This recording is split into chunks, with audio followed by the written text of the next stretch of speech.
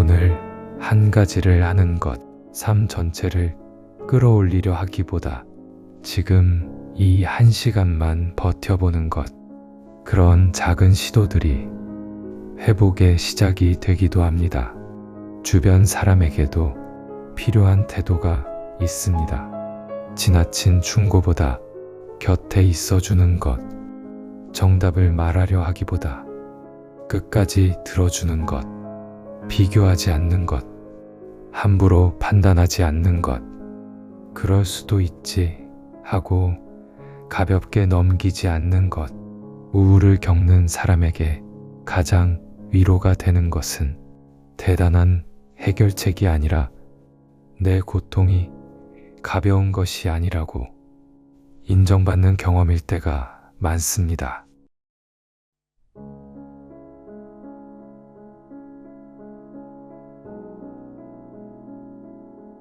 우울증은 마음이 약해서 오는 것이 아닙니다. 그런데도 많은 사람들은 여전히 우울을 의지의 문제처럼 생각합니다. 생각을 바꾸면 되는 일, 마음을 다잡으면 되는 일, 조금 더 긍정적으로 생각하면 괜찮아질 수 있는 일처럼 쉽게 말하기도 합니다. 하지만 우울은 그렇게 간단한 것이 아닙니다. 겉으로 보기에는 그저 기운이 없어 보일 수도 있고, 말수가 줄어든 것처럼 보일 수도 있고, 아무것도 하기 싫어하는 것처럼 보일 수도 있습니다. 그래서 사람들은 종종 우울을 오해합니다. 게으르다고 생각하기도 하고, 유난이라고 여기기도 하고, 왜 저렇게까지 힘들어 하는지 이해하지 못하기도 합니다. 하지만 우울을 겪는 사람의 안쪽에서는 생각보다 훨씬 많은 일이 일어나고 있습니다. 몸이 무겁고 마음이 가라앉고 아무것도 시작할 힘이 없고 해야 할 일을 알고 있으면서도 손 하나 까딱하기가 어렵습니다.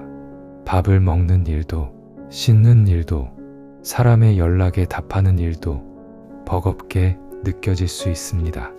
그렇게 되면 사람은 점점 자기 자신을 탓하기 시작합니다. 왜 나는 이것도 못하지? 왜 이렇게 약해졌지? 왜 남들은 다 하는 일을 나는 이렇게 힘들어할까? 우울이 무서운 이유 중 하나는 아픈 것 자체만이 아니라 그 아픔을 겪는 동안 자기 자신까지 미워하게 만들 수 있다는 데 있습니다. 그리고 그 미움은 우울을 더 깊게 만들기도 합니다. 사람은 몸이 아프면 병원에 가야 한다고 생각합니다. 열이 나고 기침이 나고 어딘가가 찢어질 듯 아프면 그것을 참기보다 치료받아야 할 문제로 받아들입니다. 그런데 마음이 아플 때는 이상하게도 다르게 대합니다. 조금만 더 참아보자고 하고, 내가 너무 예민한 건 아닐까 생각하고, 남들도 다 힘든데 내가 특별히 더 힘든 척 하는 건 아닐까 스스로를 의심하기도 합니다. 그래서 우울은 더 오래 숨어 있게 됩니다. 겉으로는 멀쩡해 보이는데 안에서는 무너지고 있는 경우가 많습니다. 특히 나이가 들수록 우울은 더 조용하게 찾아오는 경우가 있습니다. 젊을 때의 우울이 불안과 혼란 속에서 더 크게 흔들린다면, 나이가 들어 겪는 우울은 조용하고 깊게 가라앉는 경우가 많습니다. 재미있던 것이 더 이상 재미있지 않고, 사람을 만나도 예전 같지 않고, 하루를 견디는 일이 점점 무의미하게 느껴질 수 있습니다. 밖에 나가는 일이 줄고, 말하는 일이 줄고, 웃는 일이 줄고, 그렇게 삶의 움직임이 줄어들다 보면 어느 순간 마음도 함께 멈추는 듯한 느낌이 들 수 있습니다.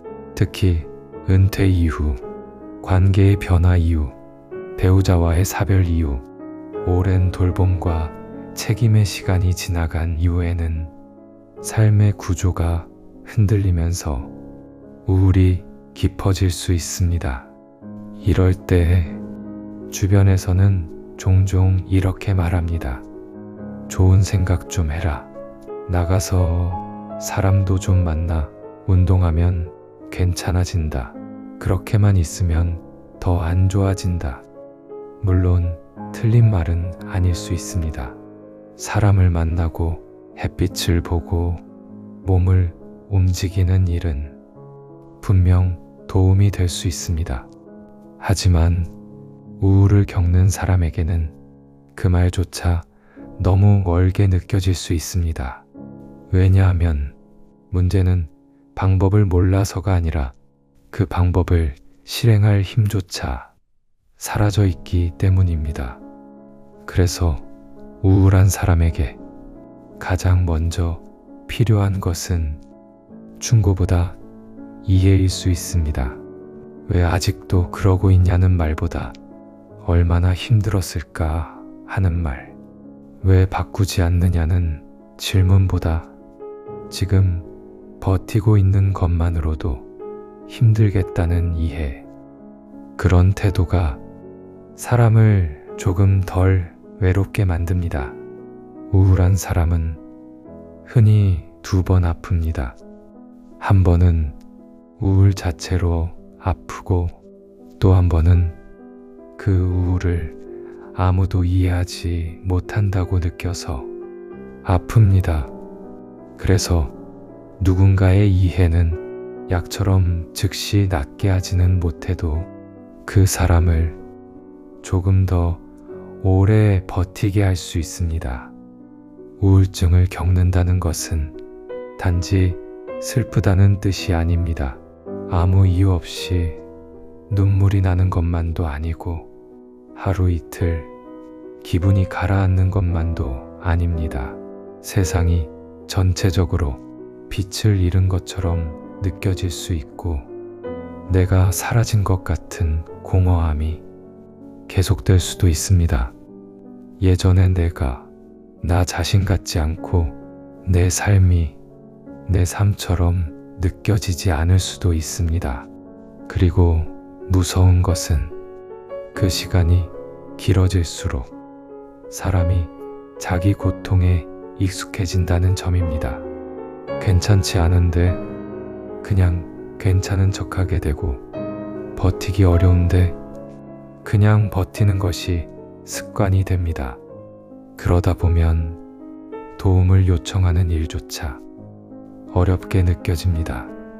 하지만 우울은 혼자 견디는 것이 미덕인 병이 아닙니다. 혼자 버틴다고 더 강한 사람이 되는 것도 아니고 끝까지 말하지 않는다고 더 성숙한 사람이 되는 것도 아닙니다. 오히려 도움을 요청하는 용기가 필요할 때가 있습니다. 가까운 사람에게 지금 내가 많이 힘들다고 말하는 것, 병원에 가보는 것, 상담을 받아보는 것, 약의 도움을 받는 것, 그 어떤 것도 부끄러운 일이 아닙니다. 몸이 아플 때 약을 먹듯 마음이 너무 아플 때 도움을 받는 것은 당연한 일일 수 있습니다. 그리고 한 가지 더 중요한 것은 우울을 겪는 사람에게 회복은 늘 극적인 방식으로 오지 않는다는 점입니다. 어느 날 갑자기 다 좋아지는 경우는 많지 않습니다. 오히려 회복은 아주 작은 것들로 시작되는 경우가 많습니다. 오늘은 창문을 열었다. 오늘은 물을 한 잔 더 마셨다. 오늘은 씻었다. 오늘은 누군가의 연락에 짧게라도 답했다. 오늘은 집 앞까지 나갔다 왔다. 이런 것들이 별것 아닌 것처럼 보일 수 있습니다. 하지만 우울의 바닥에서는 그 작은 것들이 생각보다 큰 일일 수 있습니다. 그래서 우울을 겪는 사람에게는 너무 큰 목표보다 아주 작은 움직임이 더 중요할 때가 있습니다. 내일을 다 바꾸려 하지 않고 오늘 한 가지를 하는 것, 삶 전체를 끌어올리려 하기보다 지금 이 한 시간만 버텨보는 것, 그런 작은 시도들이 회복의 시작이 되기도 합니다. 주변 사람에게도 필요한 태도가 있습니다.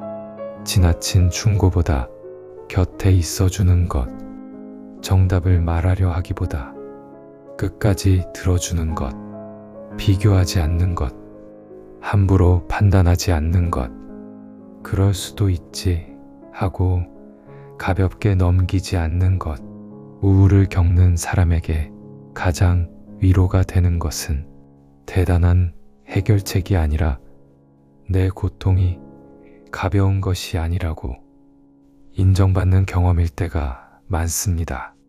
그리고 우울을 겪는 당사자에게도 꼭 전하고 싶은 말이 있습니다. 지금의 당신이 게으른 것이 아닐 수 있습니다.